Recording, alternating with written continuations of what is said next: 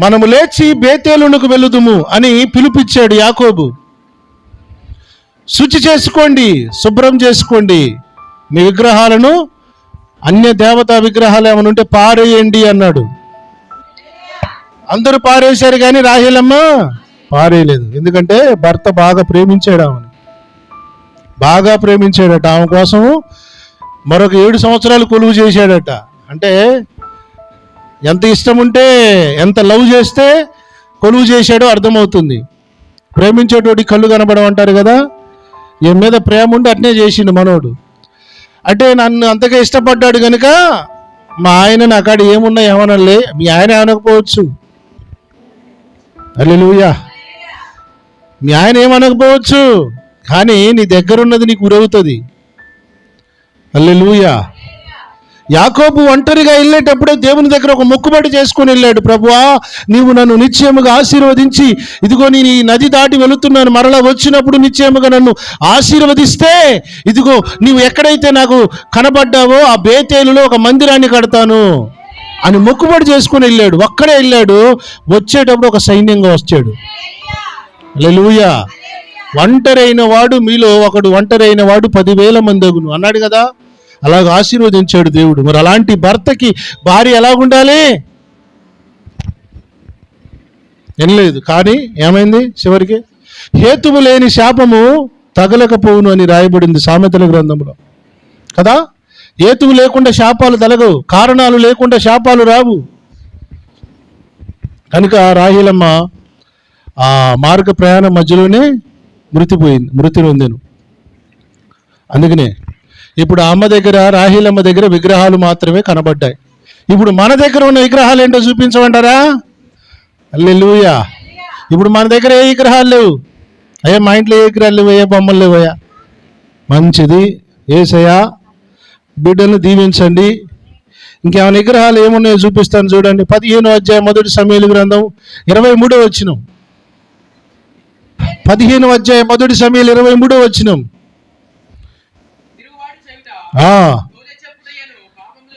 దేవునికి స్తోత్రం చెప్పండి. మూర్ఖతను అగపరుచుట మాయా విగ్రహము గృహదేవతలను పూజించుటతో సమానము. ఇప్పుడు మన దగ్గర ఏం లేవు, ఏ బొమ్మలు ఏం లేవు, విగ్రహాలు ఏం లేవు. కానీ ఉన్న విగ్రహం ఏంటంట? మూర్ఖత్వం చూపించడం కూడా విగ్రహంతో సమానమట. పాపము దేంతో సమానము? తిరుగుబాటు చేయుట, సోదె చెప్పుటేను పాపముతో సమానము. మూర్ఖతను అగపరుచుట మాయా విగ్రహమును గృహదేవతలను పూజించుటతో సమానం. ఇప్పుడు చెప్పండి, మన దగ్గర ఏమి విగ్రహాలు లేవంటారు? మూర్ఖత్వం ఉందా? ఆజ్ఞాతిక్రమమే పాపము కదా. ఇప్పుడు విగ్రహం ఏంటంట? మూర్ఖంగా బ్రతకడం కూడా ఒక విగ్రహమే. దేవుడు చెప్పిన విధానములో బ్రతకకుండా నేను ఇలాగే బతుకుతాను అనడం కూడా ఒక విగ్రహమే. అది కూడా ఒక రోజున మీకు ఉరి అవుతుంది. అది కూడా ఉరి అవుతుంది. 1 యోహాను రాసిన పత్రిక 5వ అధ్యాయం 21వ వచనంలో రాయబడింది, చిన్నపిల్లలారా విగ్రహముల జోలికి పోకుండా జాగ్రత్తగా ఉండుడి. హల్లెలూయా. ఏ విగ్రహం ఇది? అక్కడ అంటాడు బైబిల్ గ్రంథాన్ని విమర్శిస్తూ, బైబిల్ గ్రంథంలో ఉన్న విగ్రహాలను, మా దేవీ దేవతలందరినీ విగ్రహాలు అంటాడు ఒకడు. విగ్రహాలు అనకపోతే ఏమనాలి మరి? విగ్రహాన్ని విగ్రహం అనాలి, బొమ్మను బొమ్మ అనాలి, రాయిని రాయి అనాలి, చెట్టుని చెట్టు అనాలి, ఇంకేమనాలి? బంగారాన్ని బంగారం అనాలి. దేవుడు ఏం చెప్పాడు? మా దేవుడు విగ్రహాలతో, ఇప్పుడు మాకు చెబుతున్న విగ్రహం ఏంటో తెలుసా? ఇప్పుడు సోదె అనే విగ్రహము, తిరుగుబాటు అనే విగ్రహము, మూర్ఖత్వం అనే విగ్రహం, వీటితో జాగ్రత్తగా ఉంటున్నాం మేము. Praise the lord. విగ్రహాలతోటి జాగ్రత్త అన్నాడు. ఎందుకు జాగ్రత్త అన్నాడు తెలుసా? మాట్లాడద్దు. నిర్గమకాండం 23వ అధ్యాయం 32వ వచనంలో రాయబడింది, ఆ విగ్రహము నీకు ఉరి అగును అన్నాడు. దేవతలతోనైనను నిబంధన చేసుకునొద్దు, నీవు వారి దేవతలను సేవించిన యెడల ఉరి అగును. ఏమవుతుందని చెప్పాడు? అన్యులతో స్నేహాలు వద్దన్నాడు, అన్యులతో నిబంధనలు అగ్రిమెంట్లు చేసుకోవద్దన్నాడు. రెండోది, వాళ్ళ దేవతలను నువ్వు సేవిస్తే నీకు ఉరి అవుతుంది అంటున్నాడు ఆయన. ఏంటంట? ఊరంటే ఎప్పుడు బిసుకుంటుందో. నా దృష్టిలో విగ్రహము ఒక అనుభవం లాంటిది. అది ఎప్పుడు పేలుతుందో danger. It is the very dangerous ఆయుధం అది. చూసుకోండి ఏ విగ్రహం ఉందో మీ దగ్గర. Praise the Lord. రోజున చాలామంది ఈ ఉచ్చుల్లోనే చిక్కుపడుతున్నారు. చాలామందికి ఉచ్చులంటే ఏమాత్రం సోయి లేదు. ఈ ఉచ్చుల మీద సోయి లేదు. ఉచ్చులో చిక్కుకునే పక్షిని చూడండి. నేను ఉచ్చులో పడతానని ఎప్పుడు అనుకోదు అది. దాన్ని పట్టడానికి ఏమేస్తాడు అక్కడ వేటగాడు? గింజలేస్తాడు. గింజలు వేసిన తర్వాత మేయడానికి వచ్చిన తర్వాత ఆ ఉచ్చు బిసుక్కుంటుంది. అది ఎలాగో ఈ గ్రహం అలాగూ మానవుడికి ఇప్పుడు మనుషులకు ఉచ్చు ఏంటో తెలుసా? ఇది కూడా ఒక ఉరి. దీంతో జాగ్రత్తగా ఉండమంటున్నాడు. అయ్యగారు నేను మంచిగానే ఉన్నాను. మంచిగానే ఉంటాం మనం. కనిపించడానికి మూర్ఖత్వం అనే ఉచ్చు, ఆ మూర్ఖత్వం అనే విగ్రహము, ఆ అవిధేయత అనే విగ్రహము ఒక రోజున మీకే ఉరవుతుంది అది. Praise the Lord. రోజున మనుషులు దేవునికి లోబడటం లేదు తెలుసా? అది కూడా ఒక విగ్రహమే. సంఘాలు మారడం, చెప్పిన మాట దేవుని మాటలు వినకుండా ఎన్ని సంఘాలు మారితే సుఖం అవుతుంది? ఇప్పుడు యేసయ్య ఏమన్నాడు? నా కాడి ఎత్తుకొని మీ మీద ఎత్తుకొని నా దగ్గర నేర్చుకున్నా అన్నాడు. కాడు ఎత్తుకోవాలంటే ఏం కావాలి? మెడ వంచాలి. ఇప్పుడు ఎద్దును కానీ చూడండి, అవి పొలం దున్నాలంటే ముందు వాటికి కాడు ఎలా ఎత్తుకోవాలో నేర్పిస్తాడు. కాడు ఎత్తుకోవాలంటే ముందు తల వంచాలి. ఏం చేయాలి? కాడి ఎత్తుకోవాలంటే తల వంచకుండా కాడు ఎత్తుకోలేదు. ఎత్తుకోవాలంటే ముందు లోపడాలి. ఏం చేయాలి? లోపడాలి. లోపడకుంటే నాకు అన్నీ తెలుసు, నేను దర్శనాలు చూస్తాను, నేను కళలు చూస్తాను. దేవుడు నాకు రాత్రి వచ్చి కళలో కనబడ్డాడు. పొద్దున్నే 3 పాన్పారాకులు వేస్తాము, దేవుడు వచ్చి కళ్ళ మాట్లాడతాడు. వాడు ఈ మధ్యకాలంలో డిసెంబర్ నెలలో ఒక మీటింగ్కి వెళ్తే ఒక పెద్ద ఆయన పాస్టర్ గారు పెద్ద ప్రసంగం చేస్తున్నాడు. ఆయన చేతికి 5 ఉంగరాలు ఉన్నాయి. హల్లెలూయా. మంచిదే ఉంది, గట్టిగా ఉన్నాయి. అంటాడు క్రిస్మస్ సేమ్ అని వాక్యంలో, బైబిల్లో ఎక్కడ వాక్యంలో లేదు అన్నాడు. అబ్బా, ఈడింత మేధావులం మేము కాదు. ఇప్పుడు 5 ఏళ్ళకి 5 ఉంగరాలు పెట్టుకునేవాడు చెప్పాడు నీకు?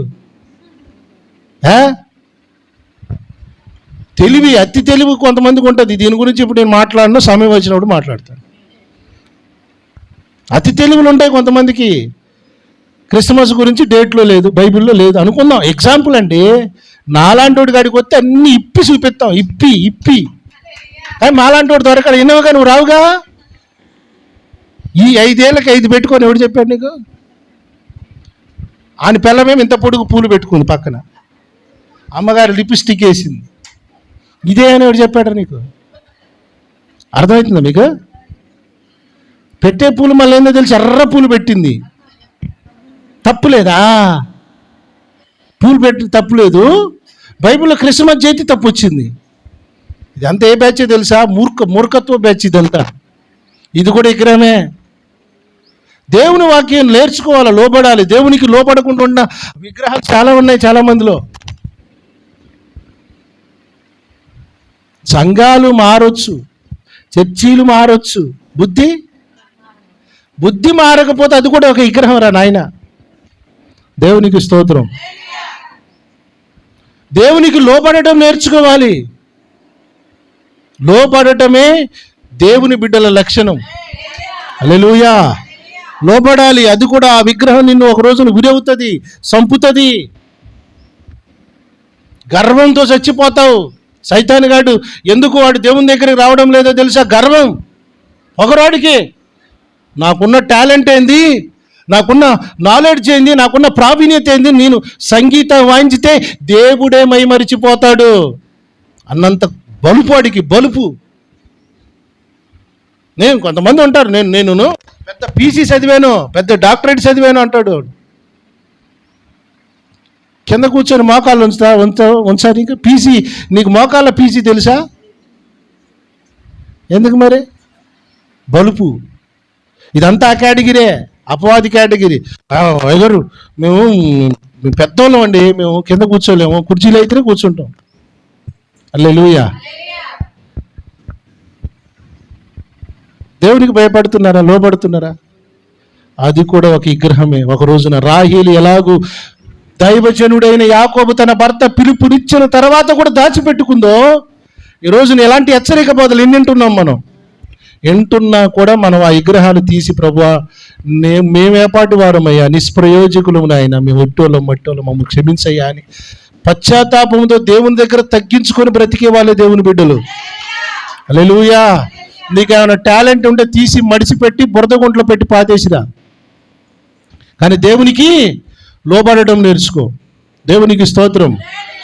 ఒక సందర్భాన్ని నేను మీకు చూపిస్తాను, చూడండి. న్యాయాధిపతుల గ్రంథం 5వ అధ్యాయం 8వ వచనంలో రాయబడింది.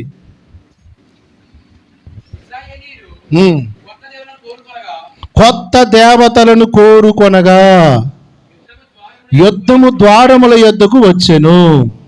ఏం దేవతలు కోరుకున్నారు?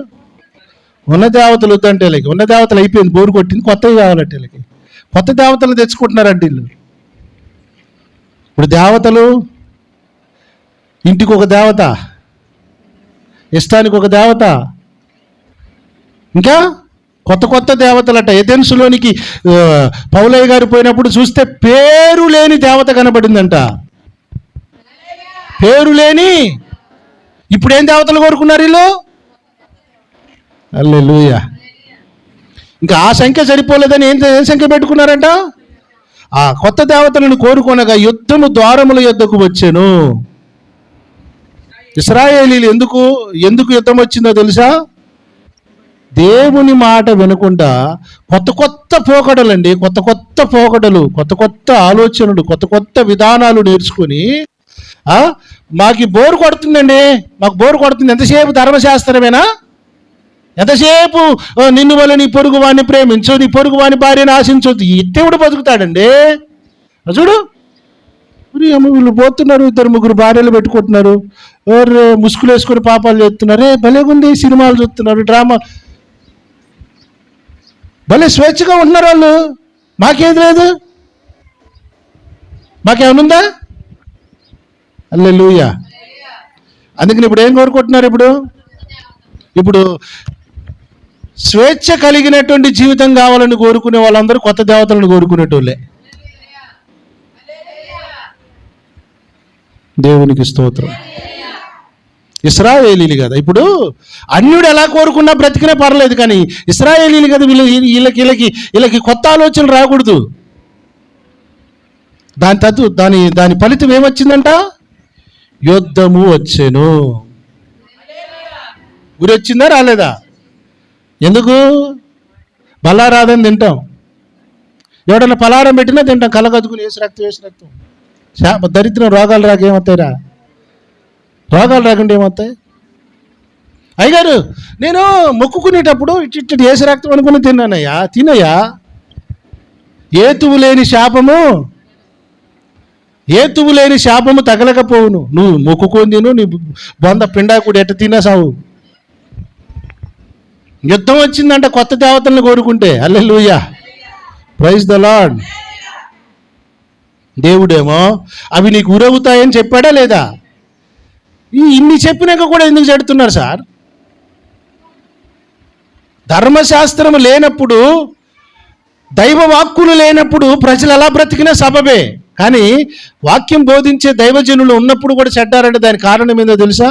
ప్రజల అవిధేయత, మూర్ఖత్వం, బలుపు. హల్లెలూయా. దాను గోత్రం గురించి ఎప్పుడైనా విన్నారా మీరు? లేదయ్య గారు, మాకు అటువంటివి మాకు పెద్ద చెప్తే మాకు అర్థం కాదు. కొబ్బరి నూనె, ద్రాక్షారసం, ఇంకా ఖర్చీపులు. మేము అసలే ఇంటికాడ వచ్చేటప్పుడు సత్యాన్ని తిని వచ్చారు అక్కమ్మ, అది మళ్ళీ నిద్రలు వస్తాయి. మాకు ఇవన్నీ చెప్పమాకండి. కదా? Praise the lord. దాను గోత్రం గురించి, ఎఫ్రాయిము గోత్రం గురించి విన్నారా మీరు? పోయిన వారం మీకు గుర్తు చేశాను. పొద్దునే లేచి ప్రార్థన చేసుకోవాలని. ఎంతమంది లేచి మొదలు పెట్టారు? పొద్దున 5 గంటలకి లేచారా? చురుకుగా ఉండుట ఆశీర్వాదము, బద్ధకంగా ఉండడం శాపము, దరిద్రం, అప్పుల పాలవుతారు, రోగాల పాలవుతారు, శాపాల పాలవుతారు. చురుకుగా ఉండాలి భక్తిలో. అంటే అర్థమైందా మీకు? వాక్యం కూడా చదవాలి, ప్రార్థన చేయాలి. రోజుకు 5 అధ్యాయాలు చదవాలి. ఉదయం 3 అధ్యాయాలు, సాయంత్రం 2 అధ్యాయాలు, 5 అధ్యాయాలు చదవాలి. ఖచ్చితంగా చదివినాకనే పడుకోండి. ఈ దాను గోత్రము, ఎఫ్రాయిము గోత్రం గురించి ఎందుకు నేను మాట్లాడుతున్నానంటే, ప్రకటన గ్రంథంలో 1,44,000 12 గోత్రాల నుండి 1,44,000 మంది వారి లీస్ట్ కనబడుతుంది అక్కడ. కానీ ఈ దాను ఎఫ్రాయిములుగా ఆ గోత్రాలు మాత్రం కనబడరు. ఎందుకు కనబడదో తెలుసా? న్యాయాధిపతుల గ్రంథం 17వ అధ్యాయంలో ఒక సంఘటన జరుగుతుంది. మొత్తం చదివితే అర్థం. 17వ అధ్యాయంలో మీకా అనేటువంటి ఒక భక్తుడు ఉంటాడు. ఎవరైనా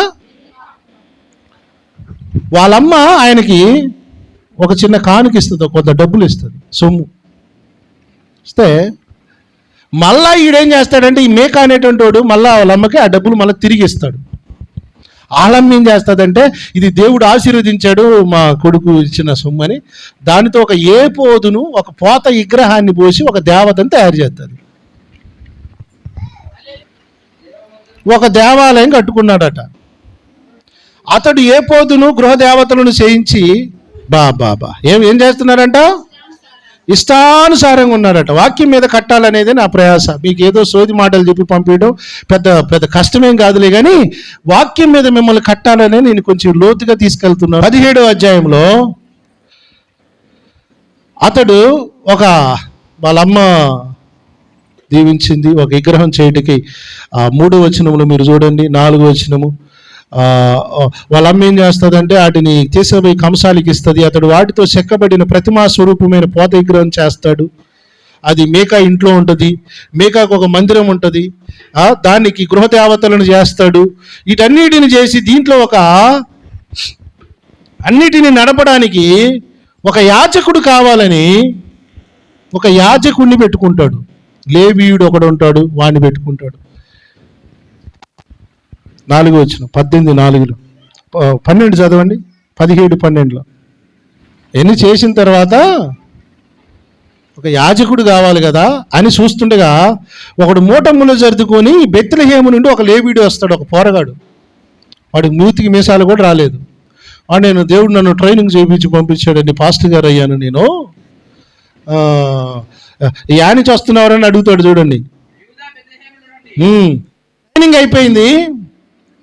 చూస్తున్నాడు ఎక్కడన్నా ఏమన్నా మేత మనకి ఏమన్నా డబ్బులు జీతం ఇచ్చి ఏమైనా సంఘం ఇచ్చే చోటు ఏమైనా దొరుకుతుందా అని చూస్తున్నాడు. హల్లెలూయా. కొంతమంది ట్రైనింగ్లు ఇందుకే చేస్తారు, బైబిల్ ట్రైనింగ్ అని చేసి పనిపాటు ఉండదు, ఇలా తిండి తిప్పలు ఏముండవు. ఎవడన్నా డబ్బులు పెట్టి అన్నం పెట్టి సాలిగా అని ఎదురు చూస్తుంటారు అనమాట. ఆ కేటగిరీ వాడు అనమాట లేవీయుడు. ఈలోగా ఇతనికి మేకా కనబడ్డాడు. మేకా కనబడితే ఎవరన్నా బాబు ఏంది నీ సంగతి అంటే, పలానా సార్ నేను పలానా లేవీయుడిని. అమ్మో, లేవీయుడు అనగానే ఏంటి అర్థం?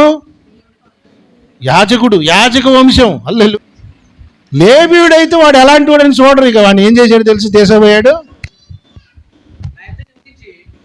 దానికి సెటిల్మెంట్ చేసుకుంటున్నారు, ఇక కూర్చోబెట్టి అగ్రిమెంట్ రాసుకుంటున్నారు. మరి ఏం లేదు, మరి మా ఇంట్లో ఒక దేవ మందిరం ఉంది. హల్లెలూయా. మా అమ్మ పోత విగ్రహాలు పెట్టింది, దానికి ఒక యాజకుడు కావాలి, నువ్వు ఉంటావా? అయ్యా ఉంటాను. హల్లెలూయా. ఎంత ఇస్తావా జీతం? అది జీతం కూడా అయిపోయింది, సెటిల్మెంట్. హల్లెలూయా. రైట్. ఏమైపోయింది? సెటిల్మెంట్, అగ్రిమెంట్ అయిపోయింది. ఈయన శాపం ఏందో తెలుసా? పొద్దున్నే లేవాలి, ఆ పోత విగ్రహం కాడికి పోవాలి, దాన్ని రోజు కడగాలి, 2 పూలు పెట్టాలి, ధూపం వేసి రావాలి. దేవుడు నీ ఇంటిని దీవించాడు మేకా అని చెప్పాలి. ఇది ఈయన సర్వీస్. హల్లెలూయా. కొంతమంది సేవలన్నీ నెట్నే ఉంటాయి. ఎవడో జీతం ఇవ్వాలా, ఈడు సేవ చేయాలి. ఏం సేవ చేస్తాడంటే మైకి పెట్టుకొని వీడికి భారం ఉండదు, దర్శనం ఉండదు, ఒక పద్ధతి ఉండదు, ఒక నియమం ఉండదు. వీడికి ఏం లేటర్ జీతం వస్తుంది సార్. ఏటకూర ఆడ దొరికిద్ది, ఇదే ఆదివారం ఆరాధన కంటే ముందు ఈ మాంసం ఆడ దొరికిద్ది, గుడ్లు ఆడ దొరికిద్ది, ఎన్ని చూసుకుంటారు వీళ్ళుగా. ఈ కేటగిరీ అనమాట ఇది. వీడికి భారం ఉందా? వీడికి ఒక దర్శనం ఉందా? లేదు. వీడు ఏమైపోయాడు? ఇప్పుడు జీతగాడు అయిపోయాడు. ఏమవుతున్నాయి? జీతాలు వస్తున్నాయి. ఇప్పుడు కొన్ని సంస్థలు కూడా చూడండి, పాస్టర్లకి ఎట్టనే వాడికి ఏ సేవ ఉండదు, దర్శనం ఉండదు, భారం ఉండదు. పాస్టరేనా? పాటరేనా? మా బోర్డు పెట్టుకో, మా బోర్డు పెట్టుకుంటే నీకు జీతం ఎత్తాను. బోర్డు పెట్టుకుంటే జీతం ఎత్తారు సార్ చాలామంది. ఈ మధ్యకాలంలో నాకు ఒక తల్లి గారు కనెక్ట్ అయ్యారు. Pastor, I want to give మీకు ప్రతి నెల ఒక $500 సపోర్ట్ చేద్దాం అనుకుంటున్నాను, మీకు మీ చర్చికి నా బోర్డు మా పేరు పెట్టుకోండి అన్నది ఆమె. ఏం బోర్డు అన్న? నిజం సార్. ఆమెకు సంస్థకు ఒక పేరు ఉంది, ఒక బోర్డు పెట్టుకో అన్నది. ఆమె బోర్డు పెట్టుకుంటే నాకు నెలకి $500 అంటే 500 × 8 80 రూపాయలు. అంతా దగ్గర 40,000 నుంచి 50,000. స్తోత్రం. నేను అన్నాను, ఆల్రెడీ నేను ఒక బోర్డు పెట్టేసుకున్నాను, అది యేసుప్రభు బోర్డు, దేవుడిచ్చిన దర్శనం అది, దాన్ని నీ కుదవబెట్టి నీ బోర్డు పెట్టుకున్నంత దిగజారిన స్థితిలో నేను లేను అని చెప్పాను. అంతకంటే ముందుగా ఏమన్నది, ఏం చేయదు, నువ్వు చేయాల్సింది ఏమి లేదు, నీకు ఒక పుస్తకం ఇస్తాను, ఆ పుస్తకం యాజ్ ఇట్ ఈజ్గా చెప్పు, పితా పుత్ర పవిత్రాత్మ అనే మాటలు కొన్ని ఉంటాయి, ఇటు తిరుగు, ఇటు నిలబడు, ఇటు కూర్చో అని చెప్పాలా. ఏం చెప్పేది లేదు, మా డాక్టరీని ఉంటుంది చెప్పాలన్నదా. నేను చెప్పనని చెప్పి, నాకున్న దర్శనం అది కాదు, ఉన్నా లేకపోయినా అపోస్తలిక భాష దేవుడు దర్శనం ఇచ్చాడు. ఈ దర్శనంలో ఉన్న బాధ ఏంటో తెలుసా? రాకడ. Praise the Lord. సంఘాల సిద్ధపాటు నాకు ఇచ్చిన దర్శనం, దీన్ని వదులుకొని నీ కుదవ పెట్టుకోలేనమ్మా అని చెప్పాను. నన్ను బ్లాక్ చేసుకుంది. నీలా పోవడమే నాకు కావాల్సింది. హల్లెలూయా. అంతే తప్ప నేను నీ కాడ కుదవపడి నీకు జీతగానికి పనిచేసే కర్మ నాకు పట్టలేదు. కొంతమంది సంస్థలు వాళ్ళ సిద్ధాంతాన్ని, దరిద్రాన్ని బోధించడానికి కొంతమందికి జీతాలు ఇచ్చి పోషిస్తుంటారు. ఆ కేటగిరీ, ఈ కేటగిరీ. ఈ లేవీడు అనేటువంటి పోరగాడు ఉన్నాడు చూసారా, ఆ కేటగిరీ. మధ్యకాలంలో కొత్త తయారయ్యారు సార్. యేసుప్రభు పేరు యెషువా మెస్సియా, యేసుప్రభు కాదు అని చెప్తాడు ఒకడు. యావే అంటాడు ఒకడు. వామ్మో, ఏం కొత్త మర్మాలు కనుగొన్నారా? మాకు తెలియని మర్మాలు ఎన్ని. హల్లెలూయా. పరలోకపు తల్లి సంఘం అంటాడు ఒకడు. వామ్మ, ఒకనాడు క్రైస్తవ్యం అంటే ఏదో ఒకటి ఉండేది, ఇప్పుడు క్రైస్తవులలోనే 100 డినామినేషన్స్ తయారయ్యారు, రకరకాల సిద్ధాంతాలు బోధిస్తున్నారు. దీని అంతటి కారణం ఎవరో తెలుసా? డబ్బు పిచ్చినోళ్ళు. డబ్బు పిచ్చిన పాస్టర్లు ఉంటారు చూసారు, అమ్ముడు పోయి ఎవడో తలతిక్కలోడికి వాడు పడుకుంటే దయ్యం వచ్చి దర్శనం ఇస్తే ఆ దర్శనాన్ని వీడు డబ్బులు ఇచ్చి వీడు అప్లై చేస్తుంటాడు. ఆ కేటగిరీ వీడు ఎవడు? లేవీడు. హల్లెలూయా. వాడి సేవ ఏంటో తెలుసా? ఒక గొప్ప సేవకుడు అండి, ఇప్పటికి కూడా ఉన్నాడు ఆయన. గొప్ప సేవకుడు ఆయన గురించి మీరు విన్నారో లేదో. మంచి సేవకుడు ఆయన. పుస్తకాలు రాశాడు. ఆయన పుస్తకాలు కూడా చాలా చదివాను నేను. ప్రభావితం చేసిన మాటలు మాట్లాడాడు. ఈ మధ్యకాలంలో ఆయన తల మీద టోపీ పెట్టుకొని కిందికి మీదికి అది వేసుకున్నాడు, లంగోటం వేసుకొని బోధ చేస్తున్నాడు. వామ్మో, ఈయనకేమైంది అని చూశాను. బిషప్ అయ్యాడట. ఏమయ్యాడు? ఈ బిషప్ అయితేనే ఆయనకు డబ్బులు ఇస్తానన్నాడంటే ఇప్పుడు. అందుకని ఏం చేశాడు తెలిసే? ఎన్ని వద్దులు అని చెప్పేసి అమ్మేసుకొని, ఆయన కూడా తన ఆత్మని అమ్మేసుకొని రాజీ పడిపోయి, ప్రతి చర్చిలో ఆయన ఫోటో ఉంటుందండి, ఫోటో పెట్టుకొని ఈ రోజున ప్రతి సంఘంలో, ఈ రోజున వాళ్ళ సంఘాలలోనే ఆయన ఫోటో పెట్టుకొని ఆరాధించే స్థితికి దిగజారిపోయాడు. అలా చేస్తేనే మీకు సపోర్ట్ చేస్తామన్నారట. డబ్బుకు అమ్ముడిపోతే రాజీ పడతారండి బోధలు. మీరేమనుకుంటున్నారు? ఇప్పుడు ఏమర్థమైంది? జీతం చేస్తే డబ్బులు బాగానే వస్తాయి. ఇప్పుడు మీకా గారు మంచి సేవ, ఇప్పుడు మీకా గారింట్లో ఈయన మంచి సేవ చేస్తున్నాడు. కానీ ఇది ఏమైందో తెలుసా? ఆ 17, 18 అధ్యాయాలు నేను చూస్తే ఇశ్రాయేలీలు భయంకరంగా పతనం కావడానికి ఈ దుర్మార్గుడే కారకుడయ్యాడు. దాను గోత్రం, ఎఫ్రాయిము గోత్రము ప్రకటన గ్రంథంలో వాళ్ళ గోత్రాల పేర్లు మిస్ కావడానికి కారణం ఈ లేవీడే. సంస్థల సిద్ధాంతాలు బోధించే పాస్టర్లు ఉన్నారు చూశారు, వీళ్ళు చాలా ప్రమాదం. వీళ్ళ సంఘాలకు వెళ్ళేటువంటి చర్చిలకు వెళ్ళి విశ్వాసుల పేర్లు కూడా జీవగ్రంథంలో కనబడవు. జీతాలకి బత్యాలకి సేవలు చేసేటోళ్ళు ఉంటారు, వీళ్ళంతా కూడా ఏ కేటగిరీ తెలుసు? విశ్వాసం చెడగొట్టేసి కేటగిరీ. బాబు, నేను ఆ విగ్రహానికి దండం పెట్టును, ఆ విగ్రహానికి పూజ నేను చేయను అని చెప్పాలా? వీడొద్దా? నేను లేవినయ్యా, మా తాతగారు మోసే, మా అయ్యా, మా ఆయన, మేము ఈ విగ్రహాలకు చేయమనే సేవ మాకు చేయమనిలే, ఆయన యాజక సేవ చేయమన్నాడు తప్ప విగ్రహానికి సేవ చేయలేమనే మాట రావాలి అవుతాడికి. జీతం ఎత్తే ఒడితో అని కుదవబడతావరా దరిద్రుడా?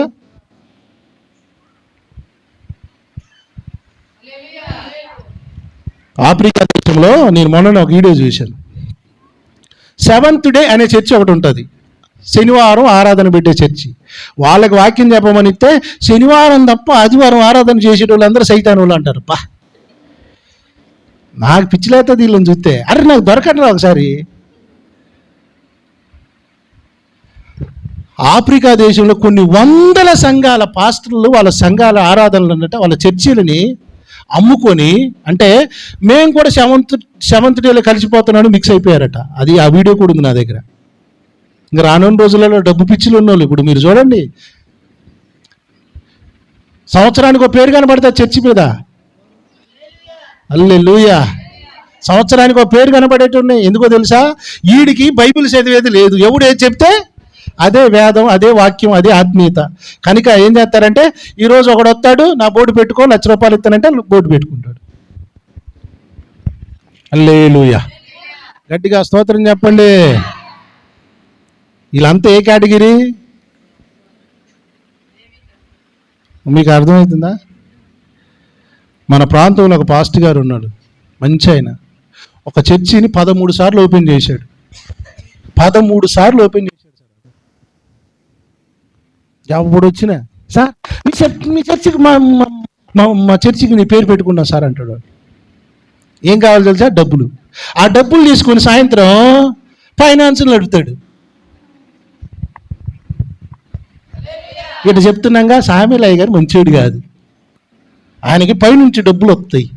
అరే డబ్బులు వచ్చిన నీతిగా బతుకుతున్నాడు రవి, నిజాయితీగా దేవుని వాక్యాన్ని, దేవుడిచ్చిన మాటను తప్ప మళ్ళా పక్క సూపు లేదు, పక్క మాట లేదు. చూసినావు ఎప్పుడన్నా? పెడదారులు ఉండవు, వాక్యం తప్ప టార్గెట్. ఆ టార్గెట్ ఎప్పుడు మిస్ కాలేదు. రోజుకో బోర్డు పెట్టుకుని బతికే బతుకులు మాకు వద్దు, నాశనం అయిపోవును గాక.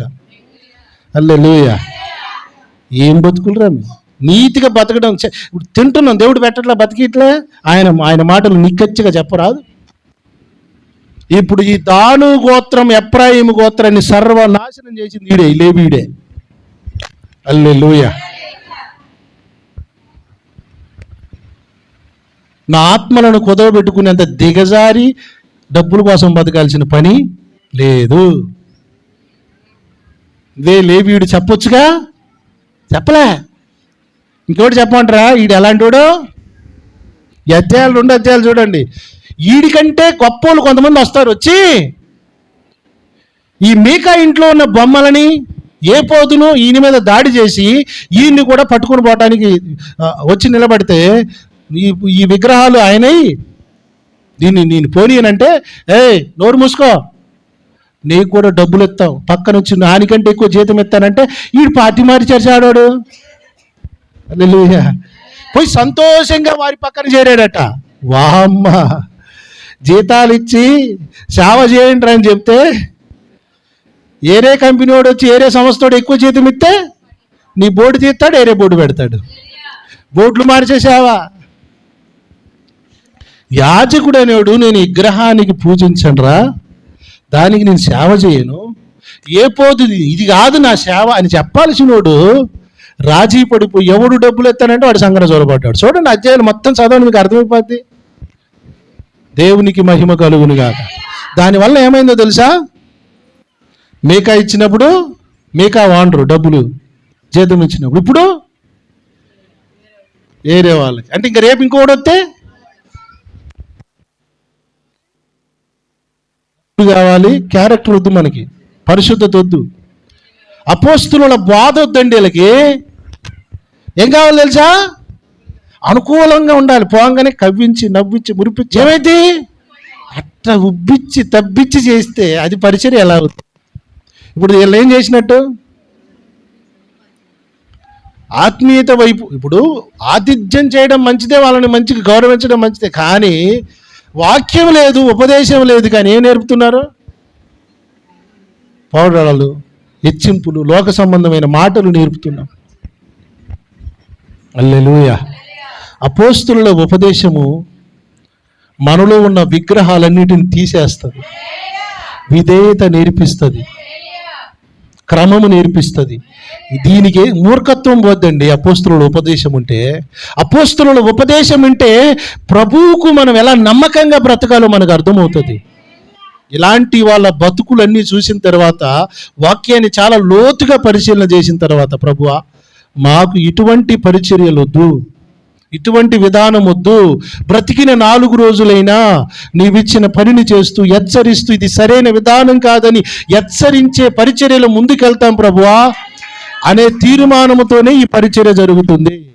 హల్లెలూయా. ఈ తిరుగుబాటు కూడా హెచ్చరించడమే దేవుడిచ్చిన పరిచర్య. ఆమేన్. ఈయన గురించి నేను మాట్లాడాలంటే చాలా ఉన్నాయి. ఈ రోజున ఈ లేవీయుడు ఎలాగో సంఘాలను చెడగొడుతున్నటువంటి ఈ సేవకులు కూడా అలాంటి వాళ్ళే. Praise the Lord. నా దగ్గర ఈ రోజున ఏది ఉన్నా తేటగా ఉన్నాను, క్లియర్గా ఉన్నాను. నా కాడ లోబి బుద్ధి లేదు, పిసినారి బుద్ధి అస్సలు లేదు. ఉన్నంతలో పద్ధతిగా బతుకుతాం, ఉన్నంతలో దేవుని పరుస్తాం. ఈ రోజు చచ్చినా దేవుని ఎదుట నిలబడి లెక్క చెప్పగలిగే విధంగా బతుకుతాం. నాకాడ అది లేదు, ఇది లేదు, అబద్ధాలు బతకాల్సిన అవసరం ఏం లేదు. ఎవడు కాడనో బిచ్చడుకునే పరిస్థితి లేదు. దేవునికి అవసరమైతే పోషిస్తాడు, లేదనంటే అలాగ పడి ఉంటాం, ఉపవాసాలు ఉంటాం, సత్తం. ఏమైతే సార్? ఇంత వడుకు బ్రతికించిన దేవుడు, శ్రమకాలమున గుర్తు చేసుకున్న దేవుడు ఇంక మీదట జ్ఞాపకం చేసుకుంటాడు తప్ప మనుషుల దయ కొరకు మేము ప్రాకులాడి బ్రతకాల్సిన అవసరం లేదండి. చాలా మందికి నేను నచ్చకపోవడానికి కారణం ఏంటో తెలుసా? ఇదే. అందరు అయ్యగారులు అడుక్కుంటారు, సామెల అయ్యగారు మాత్రం ధైర్యంగా చెప్తారు. ఆయన కానీ బాగానే ఉన్నాయి, అడుక్కుంటారు సార్, ఏమి లేనట్టుగా దీన ముఖం పెట్టుకొని ఉంటారు అందరు. సరే నట్టే ఉండదు మంది. చట్ ఎవడరా నువ్వు ఇస్తే అంతే, ఇవ్వకపోతే చేస్తే అంతే, చేయకపోతే. దేవుడు మా తండ్రి, దేవుడు పోషించేవాడు. మేము నీ దగ్గర తల ఉంచితే ఆయన మా మెడ ఇరుస్తాడు. అర్థమైందా మీకు? మన అయ్యగారుల సాక్ష్యాలు ఏంటంటే నాకు నవ్వాలి ఏడవాలి అర్థం కాదు కొన్నిసార్లు. మా అయ్యగారికి నిజమేనండి ఏమి ఉండవండి, ఇస్త్రీ లేకుండా బట్టలు వేస్తుంటారు, ఇస్త్రీ ఉండవు. ఎందుకంటే మళ్ళీ అయ్యగారి తెల్లక పొలగుండి విశ్వాసులు 6 సార్ మంచోళ్ళు కాదు విశ్వాసులు, దొంగ విశ్వాసులు. వీళ్ళు అసలు మంచి విశ్వాసులు అసలు నచ్చరేళ్ళకి ఏడిచి ఏమి లేనట్టుకుంటారు. వాళ్ళే ఈ అమ్మ విశ్వాసులకు మంచోళ్ళు. అందుకని అది పసిగట్టిన దొంగలు ఏం చేస్తున్నారంటే,